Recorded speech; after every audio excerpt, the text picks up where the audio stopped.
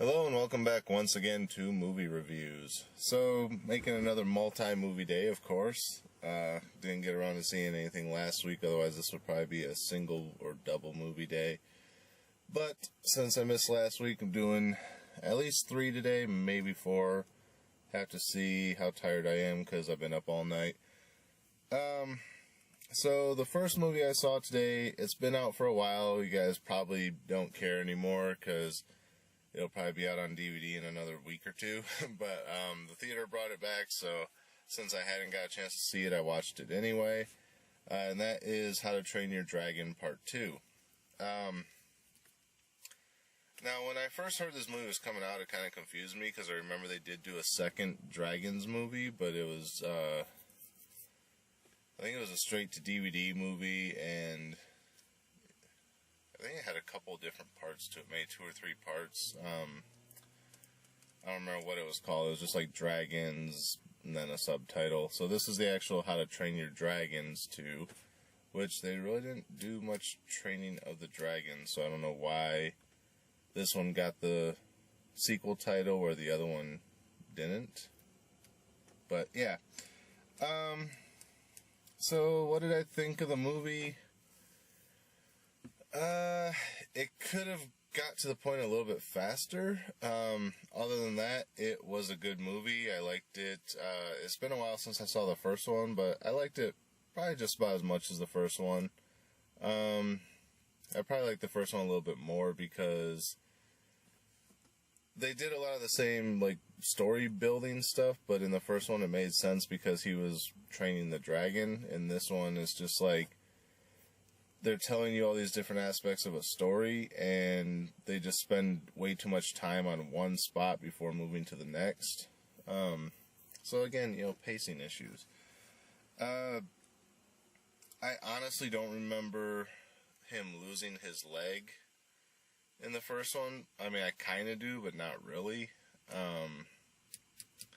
I remember right, it happened right at the end of the movie, and then he was fixed with a prosthetic. But yeah, so that kind of threw me off when I saw him and he was missing a leg. I was like, wait, was that always like that? Or, I don't know, it's been probably a year or better since I've seen How to Train Your Dragon 1. One thing I didn't like about the movie is the father still doesn't listen to him, even though he's proven that, hey, listen to me, I know what I'm talking about, I've stopped this dragon war, now we're all dragon riders, but when I'm trying to tell you this other thing's going on, you still don't want to listen to me. You're still, too proud to acknowledge that you might be wrong about something, or that you need to listen to something other than what's on your mind, and that kind of leads to the whole situation that they're in. So yeah, then, the story goes on and on and on. And basically the story is he's off exploring the world while Burke is just existing, doing its thing. He's trying to see what else is out there now that he's got this dragon he can ride. He can go further than he's ever been able to go before by ship and whatnot, because they're Vikings. So, where was I going? Oh yeah. So his father wants him to take over as chief of the village, and his father is going to retire. And he's like, that's not really my thing. I'm not the leader type. That's your job. So he's out exploring, and he finds out, 1, that there's other dragon riders. 2, that there's other people in the world, I guess. Some of them are dragon trappers, who are trapping dragons to add to this other guy's dragon army. So yeah, he goes back and tells his father, this is what's going on, and, the father the whole time isn't listening to him again, until he throws out the name of the bad guy, which is like, Draco Malfoy. No, wait, that was Harry Potter. What was his name? Draco Bloodfist or something like that? Yeah, so then the father finally snaps to attention, like, oh, I've dealt with this guy in the past, we need to take care of this, we need to go on defensive, lock down the city. And, the main character being the main character, he's like, if we just sat down and talked to him, we could probably settle this. And, you know, and then his dad's like, no, he'll never change. And he's like, well, I always said the same thing about you, and now look, we're dragon riders, you know, so obviously everyone can change. Sorry if the camera's picking up the extra noise. It's starting to rain. But yeah, so he runs off. He's like, I'm going to go confront the guy anyway, even though my dad says no. Then some stuff happens, blah, blah, blah, blah. And he ends up meeting up with this other dragon rider, who, at first I was a little confused by it. I'm like, okay, they're going to introduce these dragon riders, and, you know, he's going to go from there. And then about midway through, you realize it's only one dragon rider, and pretty much right before they revealed who it was, I already knew who it was. I kind of guessed it. I was like, is it going to be this person? Because they kind of, like, hinted at it. Well, they didn't really hint that this person would be the dragon rider, but they hinted that this person was around. I was like, are they really going to go that easy of a route? Sure enough, they did. I don't know if I want to spoil it or not. Spoilers, so if you don't want to know, skip ahead for a few seconds. Basically, the other dragon rider turns out to be his long-lost mother. Ooh, big surprise. I kind of called it, well, when he first encountered the other dragon rider, and then some other stuff was going on, and I was like, is this going to turn out to be his mother? Sure enough, it was. So then his father shows up to rescue him, manages to track him down, and again, he's trying to tell his father, hey, Dad, I need to tell you something, I need to tell you something, I need to tell you something, and Dad's like, you can tell me later, let's go, you know, blah, blah, you know, still being the arrogant dick that, by this point, you should know, listen to your damn son when he's trying to tell you something. It's twice now he's been right about something that you haven't listened to. Probably more times, because I think he did it a couple times in the first movie. You know, it's like this character was supposed to have grown and understood his son by the end of the first movie, but he still obviously hasn't. They, like, dumped him back into the idiot that he was before. So then he finally finds out that his former wife is still alive, and, you know, she's, like, expecting him to yell at her, like, where were you, why didn't you come back? And he's just so happy to see her that, you know, he's just all in love with her again and everything, which, you know, it's cool. You know, it's a kid's movie, that's the way it's supposed to go, right? One thing that kind of confused me in this scene was the blacksmith character, the one that fitted, God, what the hell is his name? Hiccup? Is that the kid's name? Hiccup? Stupid name. But when Hiccup lost his leg at the end of the first one, the blacksmith was the one who fitted him with the new leg. He's the one that's missing a leg himself, missing a hand, a couple other things, I think. But, you know, like, this whole thing's going on with the reintroduction of Hiccup's father to his mother, and the blacksmith goes, you know, that's why I never got married. Well, that and one other thing. And then that's just where he leaves it. So what was this other thing? Is he missing another body part other than his hand and his leg, and that's why he didn't get married? Are they trying to say that he may or may not be gay, and that's why he didn't get married? He didn't get married because he's attracted to guys? You know, like, that was just a really odd comment to throw out, especially in a kid's movie, if it's supposed to be an innuendo. And then they don't elaborate on it. It just makes no sense. So, then, there's a lot more to the story. I don't want to get too much into it. It involves alpha dragons, kind of like they had the Dragon Queen in the first one. Now they have a king dragon who's called an alpha. Alphas can control all the other dragons. So there's a good alpha who's, you know, trying to protect all the dragons from Draco Malfoy, and, yeah, I said it intentionally that time. Draco shows up with another alpha, which, oh yeah, that was a spoiler too, you're not supposed to know it's there, which challenges for control of the herd, and of course the bad alpha wins. The bad alpha takes control of the dragon, what the hell's his name? Toothless, I think. The black dragon from the first one, the one that he trained.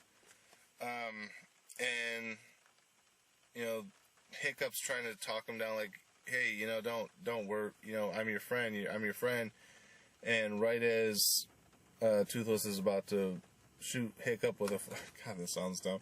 Right as Toothless is about to shoot Hiccup with his fireball, his dad knocks him out of the way and takes the fireball. So then they're all gathering around him, and of course, surprise, spoiler, Dad's dead. So then, the mind control over Toothless is broken for a second. Toothless comes up like, hey, what's wrong? Oh no, what's going on? And trying to be, friendly and supportive and everything, not realizing that he's the one that just did this. And Hiccup's just like, get away from him, don't touch him, get lost, go. It's like, really, you understood that he was under mind control. Yes, your father just died, but he didn't do it intentionally. If your father hadn't pushed you out of the way, it would have been you laying there. So why is he shunning the dragon who's been his best friend and understood him more than his father, more than anybody else, all these years? Because this takes place like 5 years after the first one. And now you're going to shun him just because he was under mind control and you knew it? It's just... yeah. So, after about 2 minutes of this, he realizes, I was wrong. I'll go after him and say I'm sorry, and that's when Draco Malfoy takes off, and now his alpha's in charge because the other alpha got killed. So he now has control of Toothless. So he takes off, and now Hiccup's pissed because, I shunned my dragon, but I'm sorry, I want to get him back and be friends with him again. So then they go after him. So of course it comes down to the big battle. And Hiccup manages to break the mind control of the alpha on Toothless. So Toothless is back on his side. And Draco is basically trying to fight with Hiccup. God, that is such a dumb name, Hiccup. Why would you name your kid Hiccup? But, so he's about to be blasted with the alpha's fire, or ice ball, I should say. It's not a fireball. And, of course, Toothless jumps in the way to protect him, and they're both frozen in the ice. And Toothless manages to tap into this new power he didn't realize he had. He breaks him out of the ice. Then he challenges the alpha, which I saw coming a long time ago. As soon as they introduced the second alpha and challenged for control, actually when they first introduced the first alpha, I said it's going to come down to Toothless having to challenge this alpha for control of the herd. And then it didn't end up being that alpha, it ended up being the bad alpha that killed the first alpha. So, of course, I called it way in advance, but then it finally happens, and you're like, okay, yeah, I called that. So, before Toothless even beats the alpha, he suddenly has control of all the other dragons, so now they're all on his side. Or he just managed to, because he was challenging, it breaks the hold temporarily or something, so all the dragons came to his side, and they all attacked the alpha? So does that mean they're all now the alpha, or does it mean that, they all sided with him and they're following him and that was his command? Which I assume it means because they all bow down to him at the end, which is weird. So yeah, then, of course, Hiccup steps up and becomes the new leader of the tribe and everything now that his father's gone and he's beat the bad guy. Of course, the dad had to die for him to get to this point, although I don't think it was necessary for the story to be concluded. They could have just had his dad be, wiped out for a moment, and Hiccup come through, and then his dad still be there, and be, finally, I can finally retire now, and you're going to take over like we planned, type of thing. But no, they had to kill off the dad, although part of me thinks that if they make a sequel to this and make a part 3, the dad might not be dead, because they gave him a Viking funeral where they put you on the boat, throw you, ship you out into the ocean, then fire flaming arrows into the boat to set it on fire. But when the dad is fighting Draco, he says something about it takes more than a little bit of fire to kill me. So not only could he have possibly survived the fireball, even though they checked for his heartbeat and it wasn't there, maybe he could survive the flaming arrows and come back. But they didn't do it by the end, so maybe they're saving it for the third, who knows. Also, the bad guy, he was defeated, but he's not necessarily dead because he was on the back of the Alpha when it fell into the water, so he could have potentially drowned, or they could have swam away and surfaced somewhere and he's coming back. Of course, there was no after credit sequence, so none of this is all speculation, none of it's confirmed or anything. But yeah, so basically, like I said, the story drags at certain points. Like, it's doing its thing, it's at a good pace, and then as soon as they introduce the mother, they spend way too much time on him rebuilding this relationship with his mother. Like, they could have cut it probably more than in half and still got the same effect out of it, because by the time his dad shows up, you're like, come on, can we get on with the movie? Where's Draco? Where's, all the other riders? Where's the trappers? What's going on with the rest of the story? It's like, enough of, we get it. He's reconnected with his mom. He still loves her. He forgives her for abandoning him, blah, blah, blah. He's not learning any additional training or anything. Although his mom does, they have some nice moments between him and his mother, but it doesn't really serve a purpose, other than his mom knows a little bit more about dragons and helps Toothless learn a new ability, which he could easily learn on his own at any point, completely by accident. Hiccup could have been rubbing his head or something, hit the spot, and I got all this new ability now, because that's basically all the mother did. She poked him on the head and he had new abilities. So yeah, that's the movie. Like I said, even though it sounds like I don't like it, I actually enjoyed it. I enjoyed it as much as I enjoyed the first one, let's put it that way. I don't think I reviewed the first one on here, but let's see, as far as a star rating, fudge. It did drag at points. It had a real predictable story.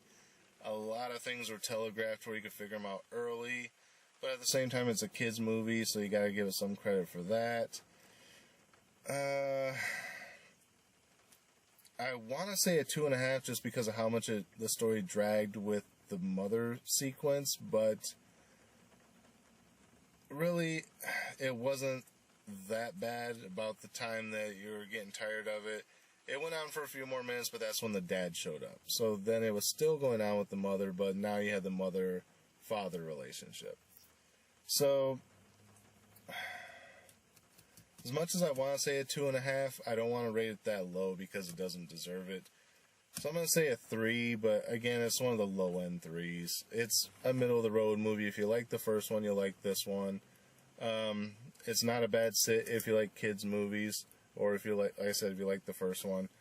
But yeah, so that's it for my review of How to Train Your Dragon 2. Like I said, it's been out forever now. It'll probably be out on DVD in a few weeks or so. It wasn't playing at the theater over where I live when it came out. I didn't know about this theater over here at the time. When I started watching movies at this theater, they actually dropped it from their listing, and they just recently brought it back, so what the hell, I'll watch it while I wait for one of the other movies to start, right? So yeah, that's How to Train Your Dragon Part 2.